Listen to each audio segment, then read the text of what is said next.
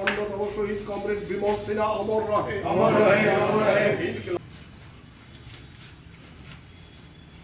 এখন আমরা প্রত্যেকে এই দিনে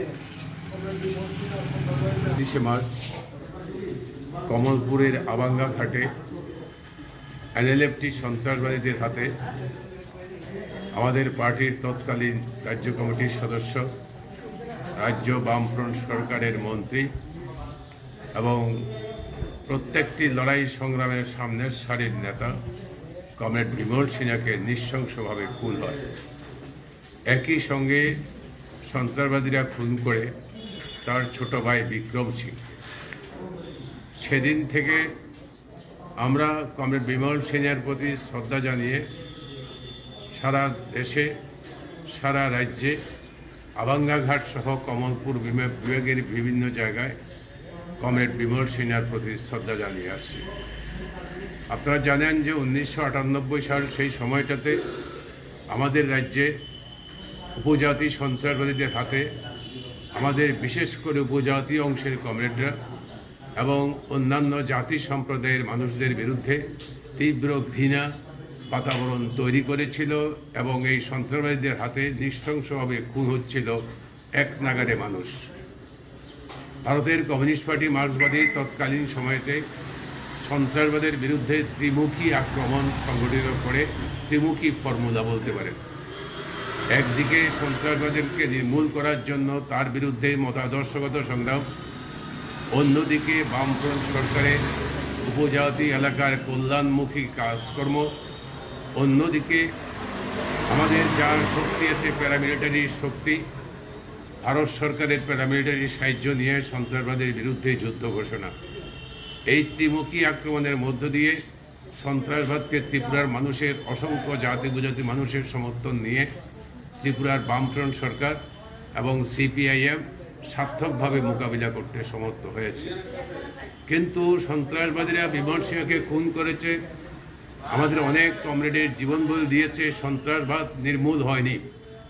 আজও এই মুহূর্তেও ত্রিপুরার বুকে ভারতবর্ষের বিভিন্ন স্থানে, আমাদের বিশেষ করে উত্তর পূর্বাঞ্চলে এই সন্ত্রাসবাদীরা বিদেশের মদতপুষ্ট হয়ে দেশের ভূখণ্ডকে তছনছ করে দেওয়ার জন্য, আমাদের সার্বভৌমত্বকে নষ্ট করে দেওয়ার জন্য চেষ্টা করছে।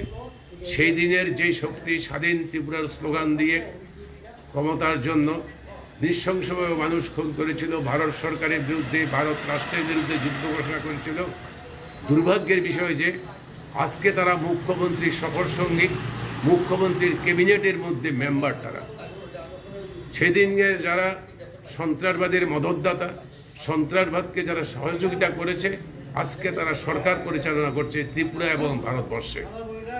সেদিনের সন্ত্রাসবাদের যারা সাহায্য করেছে, মদত দিয়েছে, প্ররোচনা দিয়েছে, সন্ত্রাসবাদকে মোকাবিলা করার জন্য যখন বামফ্রন্ট সরকার দৃঢ়প্রণে অগ্রসর হচ্ছিল, সেই দিন এই আজকের শাসক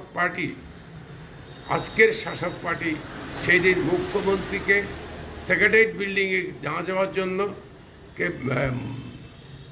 বিধানসভার অধিবেশনে যোগ না দিতে পারার জন্য বিধানসভার সামনে ঘেরাও করেছিল। সেই দিন আজকের শাসক পার্টি বিজেপি সেই দিন মুখ্যমন্ত্রীর বাসভবন ঘেরাও করেছিল, যখন বিচ্ছিন্নতাবাদী স্লোগানে আমাদের এখানে বরমুড়া পাহাড়ের মধ্যে এই সন্ত্রাসবাদীদের মদতদাতা যারা ত্রিপুরাকে বিচ্ছিন্ন করতে চায়, বিভক্ত করতে চায়, জাতি উপজাতি ঐক্য এবং সম্প্রীতি বিনষ্ট করতে চায় সেই শক্তি দীর্ঘদিন ধরে তেলিয়ামুড়া আমাদের বরমুড়া পাহাড়ের উপরে অবস্থান করে রাজ্যের শান্তি শৃঙ্খলা এবং জাতি উপজাতি বিদ্বেষ তৈরি করার জন্য যারা চেষ্টা করেছিল, সেই আজকের দিনে তারা ভারত সরকার শাসন করছে, ত্রিপুরার সরকার রাজত্ব করছে। তাদের হাত রক্তাক্ত, ত্রিপুরার মানুষের রক্তাক্ত, বিমল সিং সহ আমাদের অসংখ্য শহীদের রক্তাক্ত। ত্রিপুরার জাতি উপজাতি উন্নয়নের এরা শত্রু, এরা আজকে রাজ্য সরকারের ক্ষমতা আছে। আজকে বিমল সিংয়ের এই পবিত্র সংবিধান দিবসে আমাদের আবেদন থাকবে, আজও দেশ বিরোধী তথাকথিত রাষ্ট্রবাদী আসলে রাষ্ট্রবিরোধী শক্তির সঙ্গে আঘাত করে বিজেপি তিপ্রামথা IPFT এখানে যে সরকার চলছে সেই সরকার জাতি উপজাতি ঐক্য এবং সম্প্রীতির বিরোধী। তাদের বিরুদ্ধে আমাদের সমস্বরে জাতি উপজাতি ঐক্যের মানুষ সবাইকে ঐক্যবদ্ধভাবে লড়তে হবে।